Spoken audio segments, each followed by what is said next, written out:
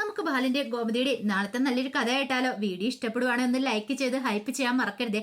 അതോടൊപ്പം തന്നെ ആദ്യമായി കാണുന്നവരാണെങ്കിൽ സബ്സ്ക്രൈബ് ചെയ്യാനും മറക്കരുത് കേട്ടോ. അങ്ങനെ ഒടുവില് സുകന്യ പറയുന്നത് കേട്ട് കഴിഞ്ഞപ്പോഴത്തേനും ഒരു നിമിഷം ധർമ്മന് നല്ല ദേഷ്യം വന്നു. കാരണം കടയിൽ പുതിയ ഓഫറുകളൊക്കെ ഇട്ട് കച്ചവടം നടത്താനായിട്ടാ പ്ലാന്. അപ്പോഴാണ് പുറത്തുനിന്ന് ഒരു കസ്റ്റമർ വന്നിട്ട് ആ കാര്യം പറയണേ. അറിഞ്ഞില്ലേ കാര്യങ്ങളൊക്കെ? ഗോമതി സ്റ്റോഴ്സിലുള്ള ബാലേട്ടന്റെ മകനെയൊക്കെ പോലീസ് അറസ്റ്റ് ചെയ്തുകൊണ്ട് പോയെന്ന്. ഒരു നിമിഷം ധർമ്മം ഞെട്ടിപ്പോയി. എന്തൊക്കെയാ നിങ്ങൾ പറയണേ? അതെ, കൃത്യമായിട്ട് വിവരങ്ങളൊന്നും അറിയത്തില്ല, പക്ഷെ അറസ്റ്റ് ചെയ്ത് പോലീസ് ജീപ്പ് കയറ്റിക്കൊണ്ട് പോകുന്ന കണ്ടെന്ന് പറഞ്ഞു. ദേ വെറുതെ നിങ്ങൾ അനാവശ്യം പറയരുത്. ബാലേട്ടൻ അങ്ങനെ ഒരു തെറ്റും ചെയ്യുന്ന ആളൊന്നും അല്ലെന്ന് പറഞ്ഞു. ഞാൻ പറയാനുള്ളത് പറഞ്ഞെന്ന് പറഞ്ഞു. അത് കേട്ട് കഴിഞ്ഞപ്പോ സുകന്യ പറഞ്ഞു, അതെ, മിക്കവാറും എന്തേലും കള്ളത്തരൊക്കെ കാണിച്ചു കാണും. നല്ല ഒന്നാന്തരം കുടുംബമാണല്ലോ ദേവമംഗലം. എന്താണെങ്കിലും ഉദയേട്ടൻ അവിടുന്ന് രക്ഷപ്പെട്ടു, പുതിയ കട തുടങ്ങി. പിന്നീട് ആ കസ്റ്റമറോട് സുകന്യ പറഞ്ഞു, അതെ, നിങ്ങൾ അവിടെ പോയി സാധനം മേടിക്കണമെന്നും വേണ്ട കേട്ടോ. ഇവിടെയാണെങ്കിൽ നല്ല ഓഫറും കാര്യങ്ങളൊക്കെ ഉണ്ട്, നല്ല പുതിയ പുതിയ ഐറ്റംസ് ഉണ്ട്, വില കുറച്ച് കിട്ടുകയും ചെയ്യും എന്നൊക്കെ പറഞ്ഞു സുകന്യ അയാളെ ബ്രെയിൻ വാഷ് ചെയ്യുവാണ്. അയാൾ പറഞ്ഞു, ഞാനിനി ഇവിടെ നിന്ന് തന്നെ വാങ്ങിക്കുന്നുള്ളെന്ന് പറഞ്ഞു. അങ്ങനെ അയാൾ അങ്ങോട്ട് സാധനം മേടിച്ചോണ്ട് പോയി കഴിഞ്ഞപ്പോൾ ആകെപ്പാടെ ഭ്രാന്തി പിടിച്ചു പോയി ധർമ്മന്. എന്താ ഏതാ കാര്യം എന്നറിയില്ല. ധർമ്മന്റെ ടെൻഷൻ കണ്ടു കഴിഞ്ഞപ്പോൾ സുകന്യ പറഞ്ഞു, ധർമ്മേന്റെ എന്തിനാ വിഷമിക്കുന്നേ? പോലീസ് പിടിച്ചോണ്ട് പോകുവോ, ജയിലിൽ കിടക്കുവോ, എന്ത് വേണം ചെയ്യട്ടെ. നീ എന്താടി പറഞ്ഞത്? പോലീസ് പിടിച്ചോണ്ട് പോട്ടേന്നോ? നിനക്ക് എങ്ങനെ ഇങ്ങനെ പറയാൻ തോന്നും? ഓ പിന്നെ ദേവമംഗലങ്കാരുടെ ഇപ്പോഴും ഭയങ്കര സ്നേഹമാണല്ലോ. അവര് നന്നായിട്ട് പണി തന്നല്ലോ, അതുകൊണ്ടല്ലേ ആ വീട് വിട്ട് ഇറങ്ങേണ്ട വന്നേ. ഇതേ സുകന്യെ സോഴ്സ് സംസാരിക്കണം. പിന്നെ സംസാരിച്ചില്ലെങ്കിൽ എന്ത് ചെയ്യും? ധർമ്മേട്ടൻ പറയുന്നെല്ലാം കേട്ട് അനുസരിച്ചിരിക്കണമെന്ന് എന്നെ കൊണ്ട് പറ്റില്ല എന്ന് പറഞ്ഞു. പറഞ്ഞു തീരുമല്ല, കറം നോക്കി ഒരു ഒറ്റ അടിയായിരുന്നു. അതെ, കട തുടങ്ങിയപ്പോ തൊട്ട് ഞാൻ ഓങ്ങി വെച്ചിരിക്കുന്ന ഇത് എന്നും പറഞ്ഞോണ്ട് ധർമ്മൻ അടിച്ച് സുകന്യ കവിള് തടവിപ്പോയി. നീ ഇത് ചോദിച്ചു വാങ്ങിയതാ സുകന്യെ? അത് തിന്ന് ചോറിന് നന്ദി കാണിക്കാത്തവനല്ല ഞാന്. ദേവമംഗലങ്ങാര് കഴിഞ്ഞിട്ടേ എനിക്കും എന്തോ ഉള്ളടി. ഞാൻ അവിടെയാണ് വളർന്നേ. പിന്നെ കോമതി ചേച്ചി എന്നൊക്കെ പറഞ്ഞ ആരാ എന്താന്ന് നിനക്കറിയാലോ. ബാലേട്ടനൊക്കെ ഒരു പോറൽ സംഭവിച്ചെന്നറിഞ്ഞാൽ ഇപ്പോഴും എന്റെ നെഞ്ചു പൊട്ടും.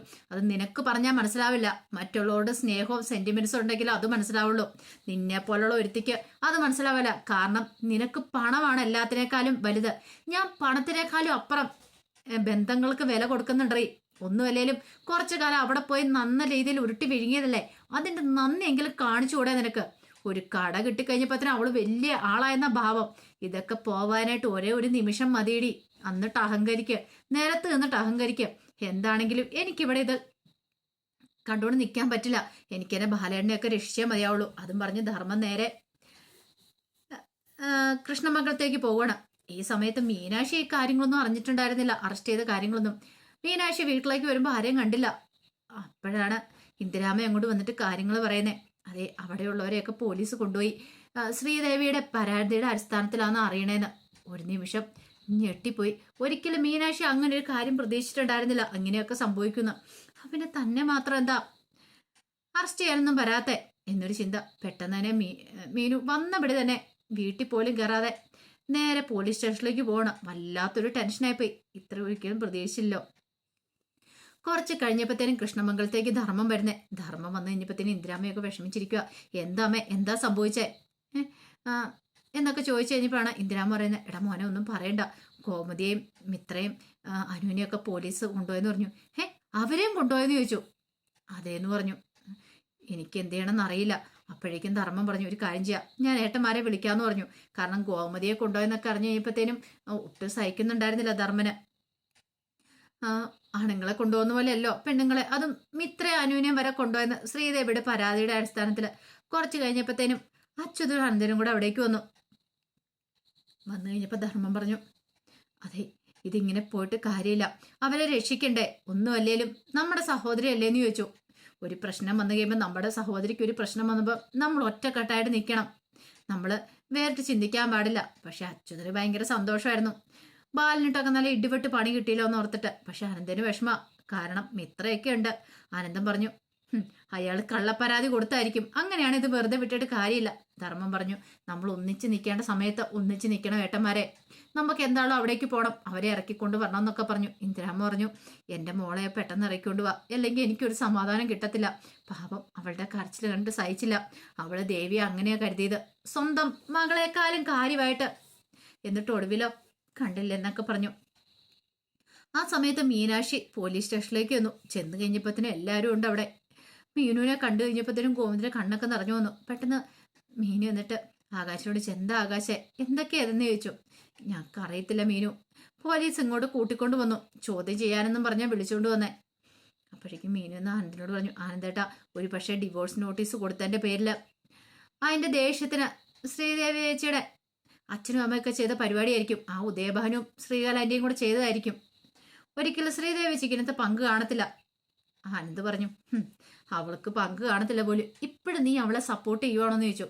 അതെ, ശ്രീദേവി ചേച്ചിക്ക് അറിഞ്ഞിട്ടുണ്ടായിരിക്കില്ല, ഒരിക്കലും അറിഞ്ഞിട്ടുണ്ട് സമ്മതിക്കില്ല ആനന്ദേട്ട, എനിക്കറിയാന്ന് പറഞ്ഞു. അത് കേട്ടപ്പോൾ ഗോമതി പറഞ്ഞു, മീനു ഇനി നീ അവൾക്ക് സപ്പോർട്ട് ചെയ്യണ്ട, ഇത് ഞാൻ മരിച്ചാലും മറക്കാൻ പോകുന്നില്ല. കാരണം ഇപ്പൊ പോലീസ് സ്റ്റേഷനിൽ വരെ അവൾ എന്നെ കയറ്റി, ഒരു തെറ്റും ചെയ്യാതെ. ഞാനൊരു തെറ്റും ചെയ്തിട്ടില്ലാത്ത കാര്യമാണ്, മനസ്സാ വാച കർമ്മണ അറിയത്തില്ലാത്ത കാര്യമാണ്. പക്ഷെ അവൾ എന്നോട് ഈ ചെയ്ത ചതിയുണ്ടല്ലോ, ഞാൻ ഈ ജന്മത്തിൽ പൊറുക്കില്ല എന്ന് പറഞ്ഞു. അപ്പോഴേക്കും മീനു പറഞ്ഞു, അമ്മ ഇങ്ങനെ വിഷമിക്കല്ലേ, എനിക്കറിയാം അമ്മയുടെ സങ്കടം എന്താന്ന്. പക്ഷെ ദേവി ചേച്ചി അറിയാത്ത കാര്യമാണെങ്കിൽ നമ്മൾ വെറുതെ കുറ്റപ്പെടുത്തല്ലെന്ന് പറഞ്ഞു. അപ്പോഴേക്കും മിത്ര പറഞ്ഞു, ഞാനൊരു കാര്യം ചോദിച്ചട്ടെ മീ ചേച്ചി, അല്ല ദേവി ചേച്ചി ഒന്നും പറയാതെ എങ്ങനെ അവര് പരാതി കൊടുക്കുന്നേ? ദേവി ചേച്ചി പരാതി ഒപ്പിട്ട് കൊടുത്താലേ പരാതി ആവത്തുള്ളൂ. അപ്പൊ ദേവി ചേച്ചിയും കൂടെ അറിഞ്ഞിട്ടായിരിക്കില്ലേ എന്ന് ചോദിച്ചു. ദേവി ചേച്ചിയുടെ പരാതിയുടെ അടിസ്ഥാനത്തിലാണ് കസ്റ്റഡിയിലെടുത്തെന്നാണ് പറയണേ. അല്ല ആനന്ദേട്ടനെ അച്ഛനെ അമ്മേനെ ആകാശേട്ടനെ എല്ലാവരും ഈ പരാതിയുടെ അടിസ്ഥാനത്തിലാണ് കയ്യിലെടുത്തിരിക്കുന്നത്. അത് മാത്രമല്ല മീനു ചേച്ചിയുടെ പേരില്ലാന്ന് തോന്നേ, അതുകൊണ്ടായിരിക്കും മീനു ചേച്ചിനെ മാത്രം ഒഴിവാക്കിയെന്ന് പറഞ്ഞു. അത് കേട്ട് കഴിഞ്ഞപ്പത്തിന് മീനാക്ഷി പറഞ്ഞു, ഒരു കാര്യം ചെയ്യാം, നിങ്ങൾ വിഷമിക്കാതിരിക്കുക, ഞാൻ ആ CI ഒന്ന് പോയി കാണട്ടെ എന്ന് പറഞ്ഞു. അങ്ങനെ മീനു ഒടുവിൽ CIയുടെ അടുത്തേക്ക് ചെല്ലുവാണ്. CIയുടെ അടുത്ത് ചെന്ന് കഴിഞ്ഞപ്പോൾ ചോദിച്ചു, ആരാ എന്താന്നൊക്കെ ചോദിച്ചു.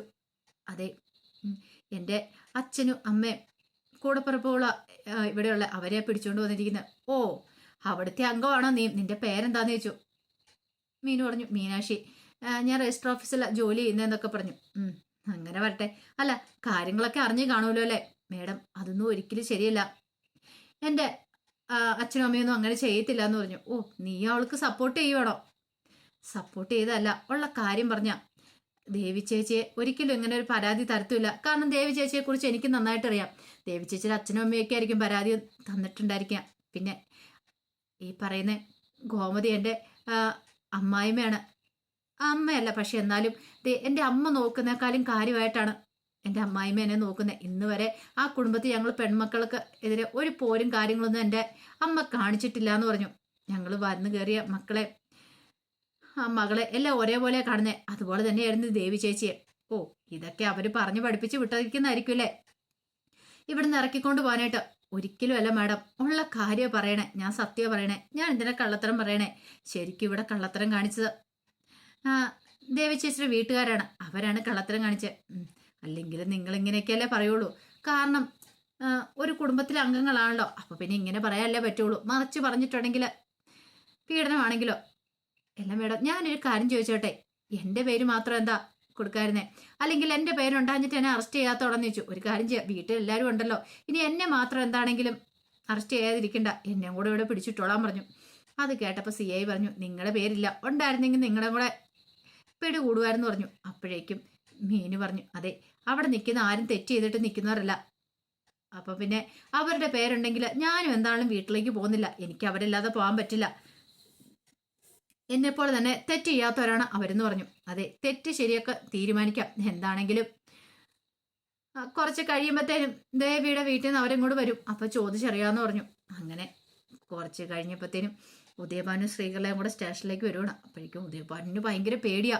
ഉദയഭാനു പറഞ്ഞു, ശ്രീകലെ എനിക്ക് നല്ല പേടിയാവുന്നുണ്ട്. എന്തിന്? അല്ല തെറ്റ് ചെയ്ത് നമ്മളല്ലേന്ന് ചോദിച്ചു. ഇതേ മനുഷ്യ ഒന്നും മിണ്ടാതിരുന്നോണം, മര്യാദയ്ക്ക് ഞാൻ പറയുന്ന അനുസരിച്ച് ഇങ്ങോട്ട് വന്നാൽ മതി. തെറ്റ് ചെയ്ത് നമ്മളല്ലേന്ന്. അതെ, നമ്മുടെ മോളുടെ കണ്ണിൽ നിന്ന് പോയ ഓരോ തുള്ളി കണ്ണീരും നമ്മൾ പകരം ചോദിക്കണം, പകരം വീട്ടണം. അല്ലാതെ വെറുതെ എന്നിട്ട് കാര്യമൊന്നുമില്ല. അതിന് വേണ്ടിയിട്ടാ നമ്മൾ ഇങ്ങോട്ടേക്ക് വന്നേ. പോലീസ് സ്റ്റേഷനിൽ കംപ്ലൈന്റ് കൊടുത്തേ, നിങ്ങൾക്കറിയാവോ? അല്ല അതിനിപ്പോ നമ്മളെങ്ങാനും പിടിച്ചകത്തിടുവോ? ദേ ഇങ്ങനെ പോയിട്ടാണ് നിങ്ങൾ എൻ്റെ കൈയും കൊണ്ട് മിക്കവാറും ചാകുമെന്ന് എനിക്ക് തോന്നേ. മര്യാദയ്ക്ക് മിണ്ടാതെ വാ മനുഷ്യ. മോളെ ഓരോന്നിടത്ത് മോളുടെ തലയിലേക്ക് വെച്ചു കൊടുക്കുമ്പോൾ ഓർക്കണമായിരുന്നു, ഞാൻ ഓരോ കാര്യങ്ങൾ പറയുമ്പോൾ നിങ്ങൾ അനുസരിക്കുമായിരുന്നോ? ഇല്ലല്ലോ. ഇനിയിപ്പം ഞാൻ പറയുന്നത് നിങ്ങൾ അങ്ങോട്ട് അനുസരിച്ചാൽ മതി. എന്താണ് ഇത്രേ വായി? നാണിഞ്ഞിറങ്ങി കുളിച്ച് കയറിയിട്ട് എൻ്റെ കാര്യം. ഞാൻ പറയുന്ന പോലെയൊക്കെ അവിടെ പറഞ്ഞണം, ഒരു കാരണവശാലും പിടി കൊടുത്തേക്കരുതെന്ന് പറഞ്ഞു. അങ്ങനെ പേടിയോട് കൂടിയിട്ടാണ് ഉദയഭാനു കയറി വരുന്നത്. കാരണം ബാലിൻ്റെയൊക്കെ മുന്നിലാണ് പോയി നിൽക്കേണ്ടത്. ബാലിനൊക്കെ എന്തൊക്കെ പറയുമെന്ന് പോലും അറിയത്തില്ല. ആ ഒരു ഭയം ഉദയഭാനുവിൻ്റെ മനസ്സിലുണ്ട്. ഒരുപക്ഷെ ആ വീഡിയോ ഒക്കെ ആനന്ദിൻ്റെ ഫോണിനകത്തുണ്ട്. ആ വീഡിയോസൊക്കെ കാണിക്കുവാണെങ്കിൽ തൻ്റെ കള്ളത്തരങ്ങളൊക്കെ പൊളിയുമെന്നുള്ള കാര്യം ഉദയഭാനുവിനറിയാം.